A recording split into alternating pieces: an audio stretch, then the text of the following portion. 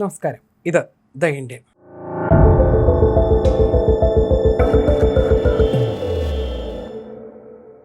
Drone ഭീഷണികൾ ചെറുക്കുന്നതിനായി India തദ്ദേശീയമായി വികസിപ്പിച്ച ലേസർ അധിഷ്ഠിത പ്രതിരോധ സംവിധാനങ്ങൾ അന്താരാഷ്ട്ര വിപണിയിലെത്തിക്കാൻ ഒരുങ്ങുകയാണ് ഭാരത് ഇലക്ട്രോണിക്സ് ലിമിറ്റഡ് അഥവാ BEL. Defence research and development ഓർഗനൈസേഷന്റെ സഹകരണത്തോടെ നിർമ്മിച്ച ഡയറക്റ്റഡ് എനർജി വെപ്പൺ സാങ്കേതികവിദ്യയാണ് കയറ്റുമതി ചെയ്യാൻ കമ്പനി ലക്ഷ്യമിടുന്നത്. ലോകമെമ്പാടുമുള്ള യുദ്ധ സാഹചര്യങ്ങളിൽ ഡ്രോണുകളുടെ ഉപയോഗം വർദ്ധിച്ചു വരുന്ന സാഹചര്യത്തിലാണ് കുറഞ്ഞ ചെലവിൽ ഉപയോഗിക്കാവുന്ന ഇന്ത്യയുടെ ഈ അത്യാധുനിക പ്രതിരോധ സംവിധാനത്തിന് ആഗോളതലത്തിൽ വലിയ ശ്രദ്ധ ലഭിക്കുന്നത്.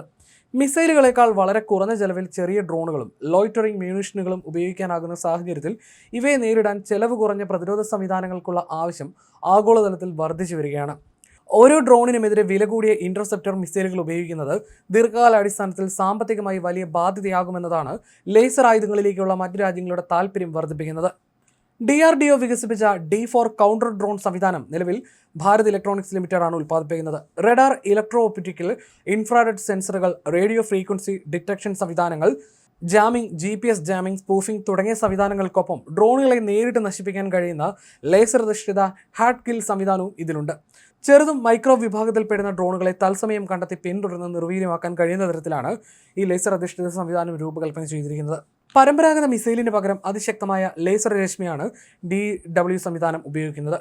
ലക്ഷ്യസ്ഥാനത്തുള്ള ഡ്രോണിൽ ലേസർ കൃത്യമായി കേന്ദ്രീകരിച്ച് അതിൻ്റെ നിർണായക ഭാഗങ്ങളിൽ അമിതമായ ചൂട് സൃഷ്ടിക്കുകയും അവയ്ക്ക് കേടുപാടുകൾ വരുത്തുകയുമാണ് ഇതിലൂടെ ചെയ്യുന്നത്. ഇതിലൂടെ പ്രത്യേക സാഹചര്യങ്ങളിൽ മിസൈൽ വിക്ഷേപിക്കാതെ തന്നെ ഡ്രോണിനെ തകർക്കാനും കഴിയും.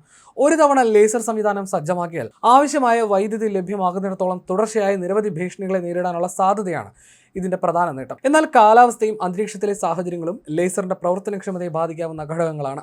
ഡ്രോൺ പ്രതിരോധത്തിനായി 2 കിലോവാട്ട്സ് മുതൽ 10 കിലോവാട്ട്സ് വരെയുള്ള ലേസർ സംവിധാനങ്ങളിൽ DRDO പ്രവർത്തിച്ചിട്ടുണ്ട്. അതേസമയം വ്യോമ ലക്ഷ്യങ്ങളെ നേരിടാൻ ശേഷിയുള്ള 30 കിലോവാട്ട്സ് ഡയറക്റ്റഡ് എനർജി വെപ്പൺ വികസിപ്പിക്കുന്നതിലും മുന്നേറ്റമുണ്ട്.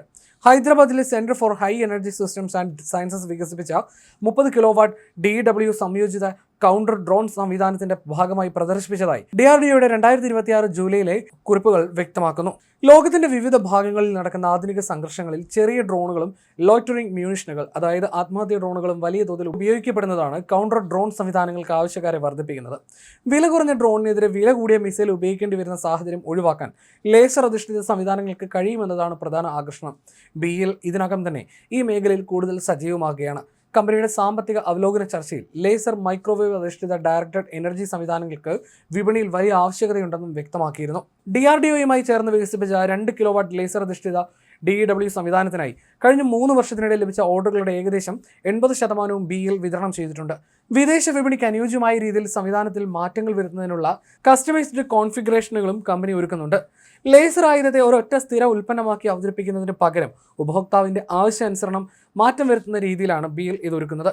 സൈനിക താവളങ്ങൾ സംരക്ഷിക്കാൻ ഒതുക്കമുള്ള ഒരു സംവിധാനമായിട്ടാകാം ഒരുപക്ഷെ ഒരു രാജ്യത്തിന് ഈ സംവിധാനം വേണ്ടിവരിക. എന്നാൽ മറ്റൊരു രാജ്യത്തിൻ്റെ കാര്യത്തിൽ ഈ സന്ദർഭം മാറാം. അവർക്ക് ചിലപ്പോൾ അത് വാഹനങ്ങളിൽ ഘടിപ്പിക്കുന്ന രീതിയിലാവും വേണ്ടിവരിക.